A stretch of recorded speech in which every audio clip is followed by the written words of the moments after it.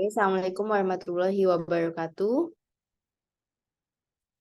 Apakah suara saya terdengar?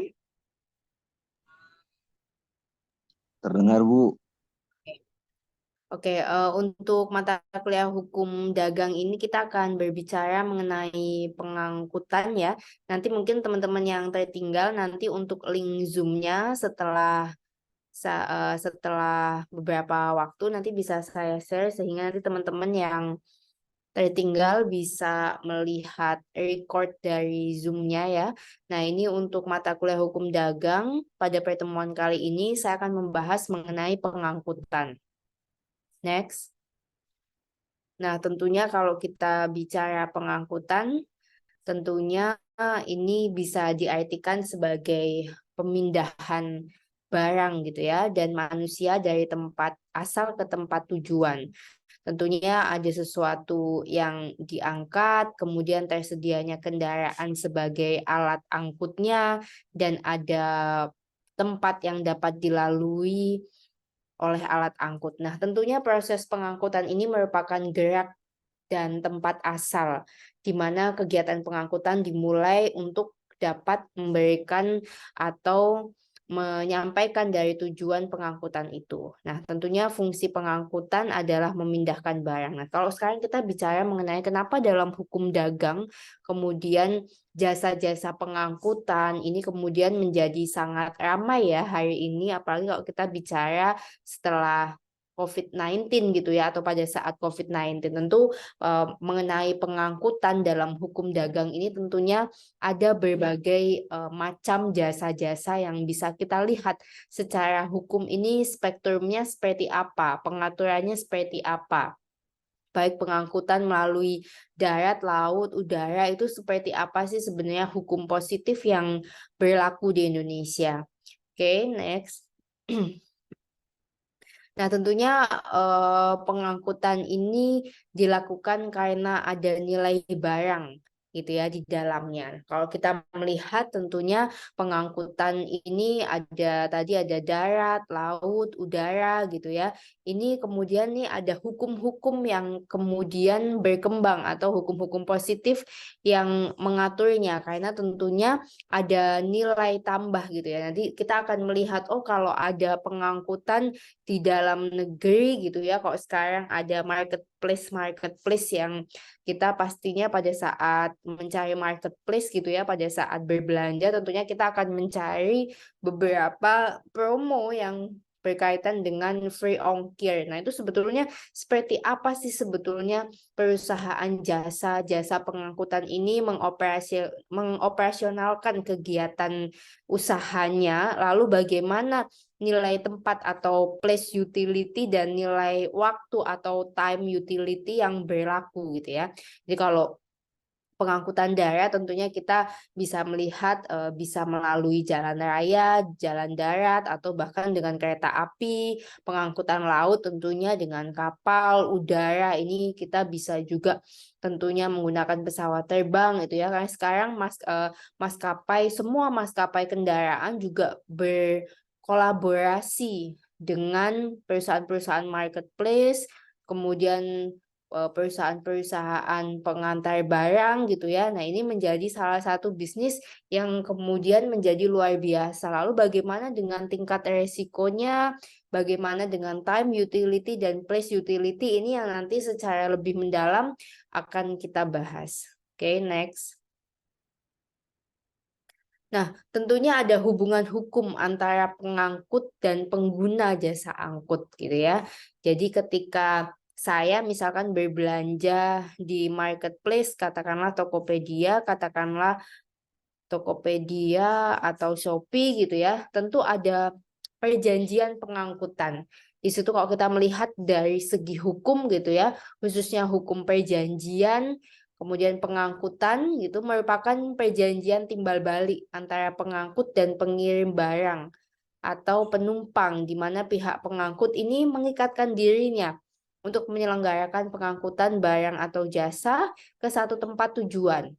Nah, kemudian nanti akan timbul kewajiban yaitu berupa membayar ongkos angkutannya. Nah, sehingga kalau kita baca atau amati di marketplace Shopee itu akan ada pilihan yaitu penjaminan. Misalkan barang itu barang pecah belah, ada asuransi. Kemudian ketika barang yang kita terima itu tidak sesuai, maka ada juga prosedur di mana kita harus memvideokan pada saat membuka kemasan, kemudian melihat produknya, melihat jumlahnya, apakah sesuai, apakah tidak. Nah, ini secara tidak langsung pada saat kita mengisi tombol atau mengiyakan, itu berarti telah timbul secara otomatis hubungan hukum antara pengangkut dan pengguna jasa. Oleh karenanya, yang perlu saya sampaikan adalah kecermatan kita sebagai orang hukum pada saat berbelanja secara online, karena akan ada hubungan hukum yang tercipta, yaitu adalah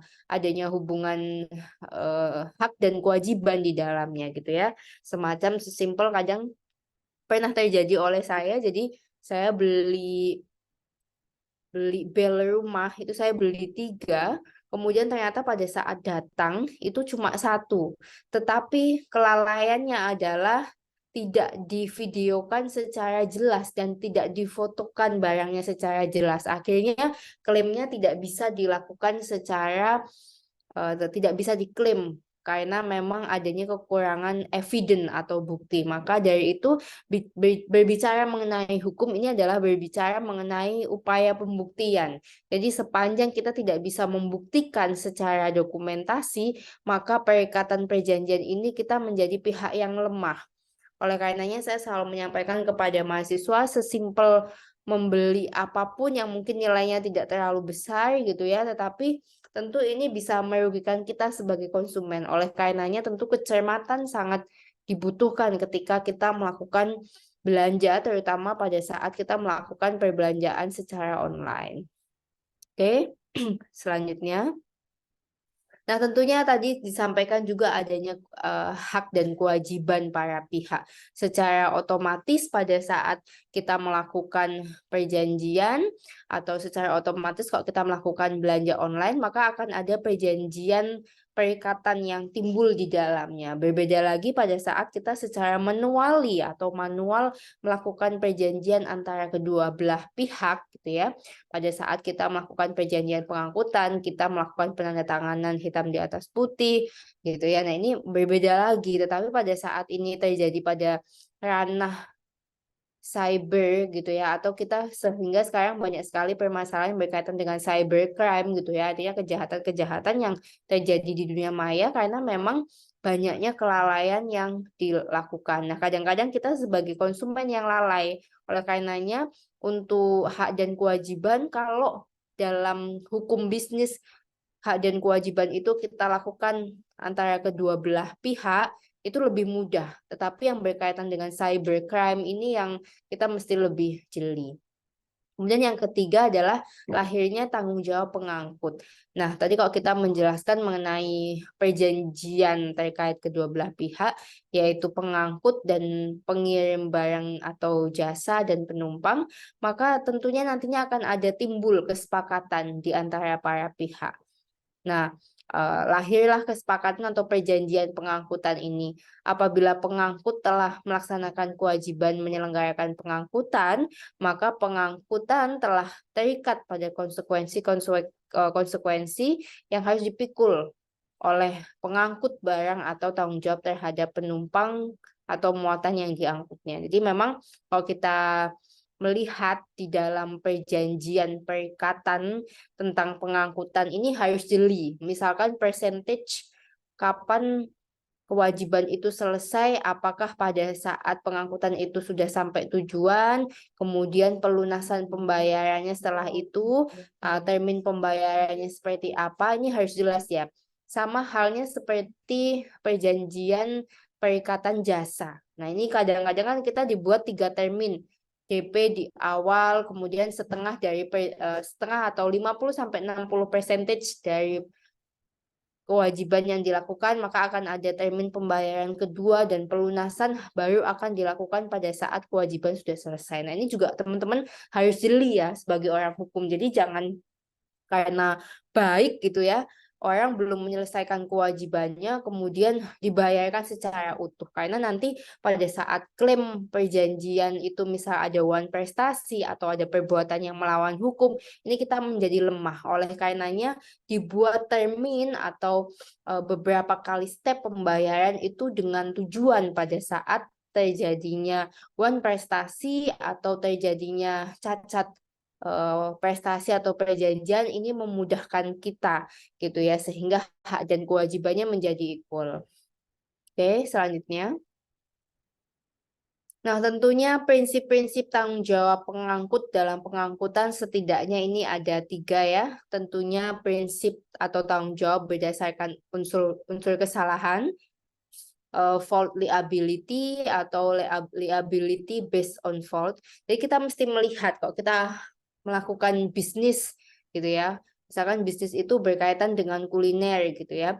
Tentu kita juga pada saat kita sebagai pengguna jasa pengangkutan, tentunya kita juga harus menghitung berapa masa daluarsa makanan yang akan kita jual. Sehingga pada saat kita mengisi di kolom-kolom gitu ya dengan pengguna jasa pengangkutan ini kita bisa melihat kapan dan seperti apa ketika terjadi misalkan gagal kesalahan alamat kirim, apakah pada saat dikembalikan kondisinya masih mungkin dalam keadaan baik gitu ya. Sehingga prinsip-prinsip tanggung jawab pengangkut harus jeli melihat mengenai liability based on fault.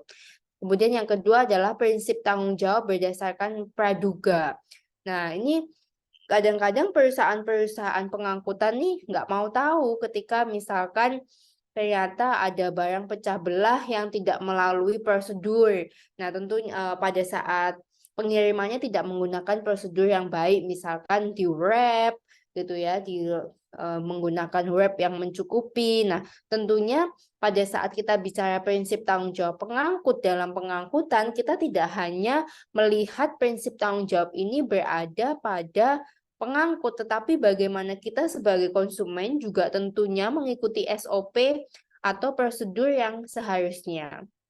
Kemudian yang ketiga adalah prinsip tanggung jawab mutlak atau no fault liability atau absolute liability. Nah, tentunya nanti kita melihat kalau memang yang ini kesalahan sepenuhnya yang dilakukan oleh pengangkut atau terhadap human resource-nya, maka pengangkut tentunya harus bertanggung jawab mutlak terhadap pengembalian barang sesuai dengan asuransi yang memang sudah disepakati baik oleh pengguna jasa pengangkut dan si pemilik jasa pengangkut ini. Oke, selanjutnya.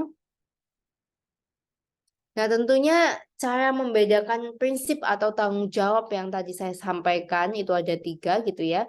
Tentunya kita harus melihat pembuktiannya dibebankan dalam proses penuntutannya seperti apa. Yang pertama tentunya kita harus melihat prinsip tanggung jawab berdasarkan kesalahan. Nah, kita akan lihat kronologisnya seperti apa. Sama seperti kita mengklaim asuransi, tentunya kita akan melihat kronologisnya. Seperti apa sehingga ada klaimnya. Yang pertama kita akan melihat doktrin culpa atau lex aquilia. Ini menentukan kerugian itu baik disengaja ataupun tidak itu harus diberikan santunan. Jadi kita harus memahami prinsip kelalaian itu tidak hanya dalam proses pengangkutan seperti ini ya, tetapi kita melihat bahwa kelalaian dalam hukum ini memang ada akibat hukumnya. Contoh gampang. Merokok itu bukan satu kejahatan gitu ya. Di dalam undang-undang kita boleh merokok gitu kan ya, tidak ada larangan untuk merokok. Tetapi ketika merokok kemudian dilemparkan kena kabel terjadi kebakaran, maka itu akan menjadi perbuatan hukum. Karena kelalaian itu menyebabkan timbulnya kerugian, kan gitu ya. Merokok adalah hal yang biasa, tetapi ketika kuntung rokok dibuang di dekat kabel, kabel itu terjadi konsleting, kemudian terjadi kebakaran, menimbulkan kerugian, maka kelalaian itu tidak bisa dianggap sebagai sesuatu yang lumrah, tetapi tentu ini ada kerugian di dalamnya. Kemudian contoh lain, berkendara tidak sengaja, kemudian menabrak orang, bahkan membuat luka-luka dan seterusnya. Nah, ini juga menjadi prinsip kesalahan. Ini adalah doktrin culpa. Nah, sehingga apapun alasannya, baik disengaja maupun tidak sengaja, ini tentu ada akibat hukumnya. Bahwa hukum tidak hanya melihat sesuatu secara sengaja, tetapi kemudian harus melihat pembuktiannya. Kalau konsep ini dalam hukum pidana kita mungkin akan agak sedikit berbeda. Kalau di dalam hukum pidana, misal ada seseorang yang mempertahankan diri karena misalkan mau dicopet atau dirampok gitu ya. Kemudian secara tidak sengaja malah akhirnya melawan dan menghilangkan nyawa orang gitu ya. Nanti kita juga akan melihat apakah betul memang yang dia lakukan untuk mempertahankan diri ataukah memang ada unsur lain gitu ya. Sehingga prinsip tanggung jawab berdasarkan kesalahan ini kalau kita interrelated dalam pengangkutan kita akan lihat culpa atau lex acuili-nya itu seperti apa. Oke, Kemudian kalau kita melihat gitu ya, kalau kita flashback ke belakang gitu bahwa di tahun 1989 Code gitu ya, itu sebenarnya berlaku juga di negara Belanda gitu ya. Jadi di sana itu juga mengatur betul mengenai pengangkutan gitu ya, bahwa di sana kita melihat bahwa di dalam 1368 KUHP ini menyatakan bahwa tiap perbuatan yang melanggar hukum yang membawa kerugian kepada orang lain mewajibkan orang karena salahnya menerbitkan kerugian itu mengganti kerugian. Jadi memang di perusahaan jasa apapun atau perusahaan jasa pengangkutan ini kita harus melihat bahwa salah satu resiko yang memang harus diemban oleh pemilik jasa tentunya mengganti kerugian pada saat terjadi 3 unsur yang tadi saya jelaskan di depan.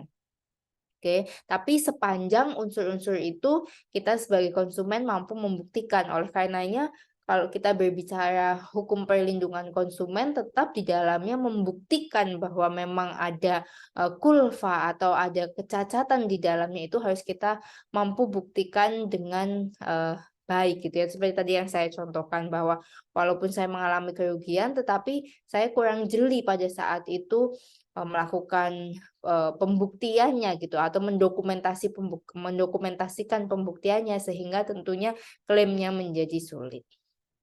Oke, selanjutnya.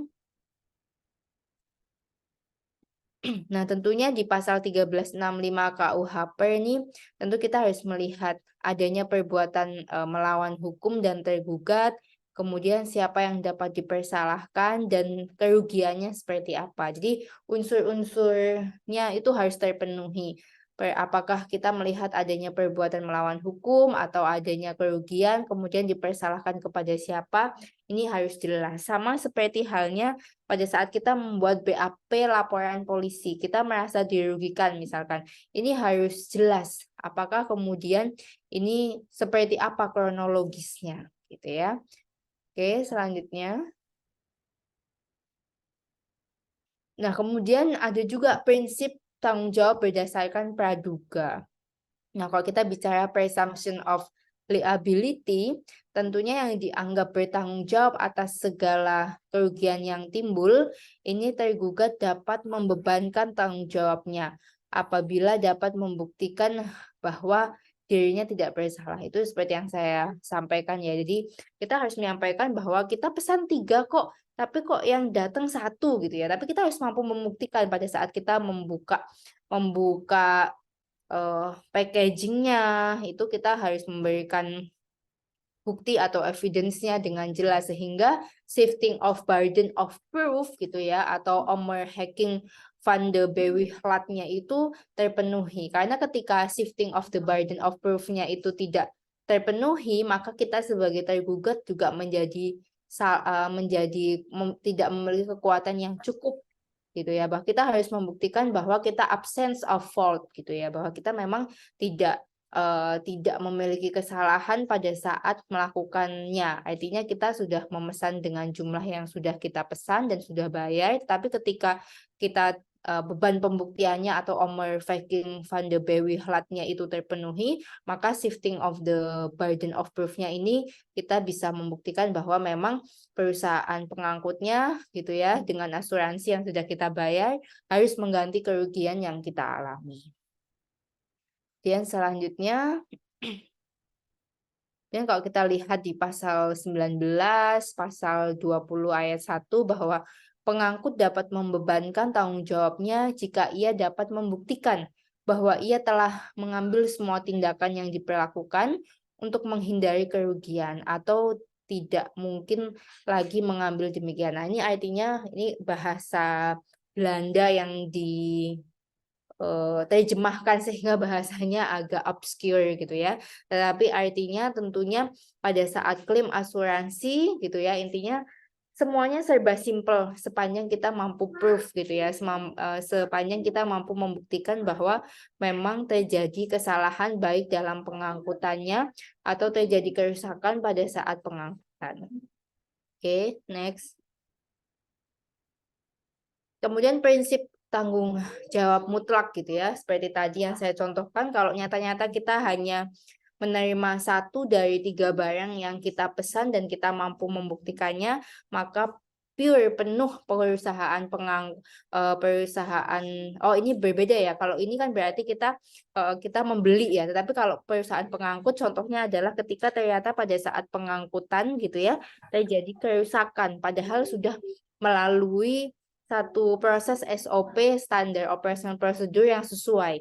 Misalkan barang pecah belah sudah di-wrap, sudah digunakan prosedur yang baik, tetapi ternyata perusahaan pengangkutnya sendiri yang lupa atau lalai, misalkan dalam hal ini memberikan peringatan bahwa ini adalah fragile, bahwa barang ini tidak boleh dibanting dan terjadi pembantingan yang menyebabkan rusaknya barang, maka pure ini menjadi tanggung jawab mutlak si perusahaan pengangkut ya. Tetapi ini tidak dalam korelasi, lebih sering terjadi dalam korelasi melakukan perjanjian perikatan yang memang langsung gitu ya. Misalkan contoh paling gampangnya gitu ya, pada saat kita, misalkan saya sebagai pengusaha perusahaan atau memiliki pabrik di bidang barang pecah belah gitu ya, seperti misalkan gelas dan seterusnya, saya melakukan perjanjian pengangkutan dengan salah satu armada.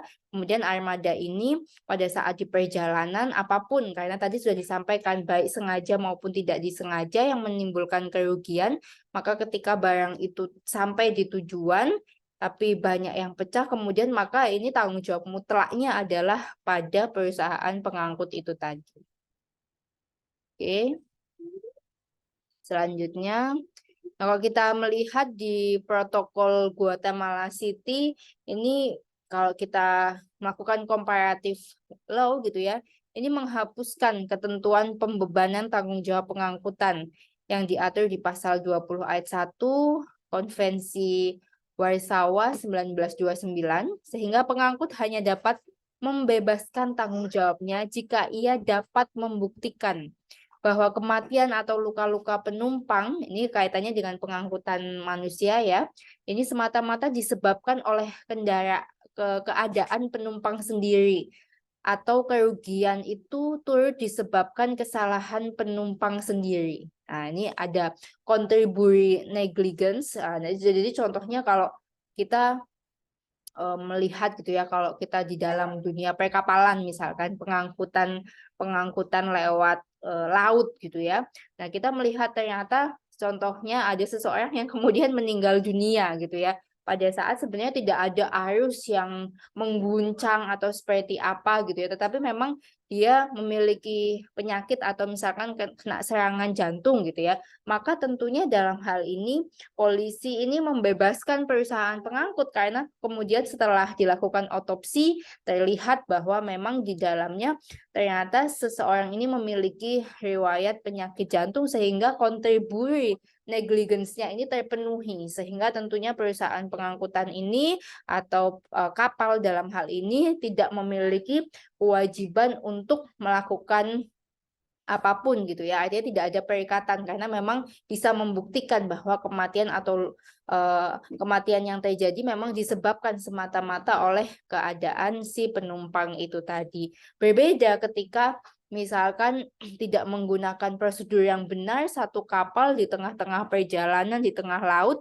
kemudian mengeluarkan asap ketika terjadi permasalahan di bidang otomotifnya dan dapat dibuktikan bahwa kesalahan itu memang terjadi, maka tentunya ini perusahaan pengangkutan ini memiliki kewajiban untuk memberikan santunan atau bahkan dalam hal ini ada tanggung jawab korporasi atau ada tanggung jawab hukum terhadap korporasi atau badan hukumnya. Apakah ini sempat terjadi di belahan dunia lain gitu ya? Ini komparatif law-nya adalah kemudian hal ini terjadi dan akhirnya ada perusahaan yang kalau secara pidana korporasi kemudian badan hukum ini ditutup gitu ya atau dibekukan karena memang terbukti melakukan kesalahan gitu ya. Dan nanti bagaimana tanggung jawab direksi dan bagaimana tanggung jawab BOD dan direksinya ini adalah permasalahan lain yang akan kita bahas di mata kuliah selanjutnya dan biasanya ini dibahas di mata kuliah hukum perdata. Oke, selanjutnya. Nah, ini masih berkaitan dengan tadi ya, tapi ini berkaitan dengan perusahaan angkutan udara. Nah, ini kalau angkutan udara ini perusahaan pengangkutan udara di pasal 43 ayat 1 Undang-Undang 15 tahun 92 ini menentukan bahwa perusahaan angkutan udara yang melakukan kegiatan angkutan udara ini bertanggung jawab atas yang pertama kematian atau lukanya penumpang yang diangkut. Yang kedua, musnah atau hilangnya atau barang yang rusak pada saat diangkut. Yang ketiga adalah keterlambatan angkutan penumpang dan atau barang yang diangkut apabila terbukti hal tersebut merupakan kesalahan pengangkut. Jadi yang perlu di-underline atau digarisbawahi adalah apabila terbukti bahwa hal tersebut merupakan kesalahan pengangkut gitu ya. Jadi kalau dalam hukum sepanjang semuanya bisa dibuktikan bahwa memang bukan kesalahan perusahaan pengangkut, maka it means dia akan lepas dari jerat hukumnya. Oke, next. Oke, ini ada quotes-nya ya. Seseorang yang tidak pernah membuat kesalahan artinya tidak pernah mencoba sesuatu yang baru quotes-nya. Well, mungkin sampai sini ada pertanyaan. Cukup, Ibu. Belum, Bu. Oke ya. Ini karena vibes-nya vibes holiday nih. Tadi kayaknya banyak yang di jalan nih mau keluar kota ya. Well, kalau tidak ada pertanyaan, kita cukupkan. Tapi sebelumnya please open cam untuk ambil foto dan untuk memberikan bukti perkuliahan kita ke kampus. Mas Oli, tolong dibantu screenshot ya. Ya. 1, 2, 3.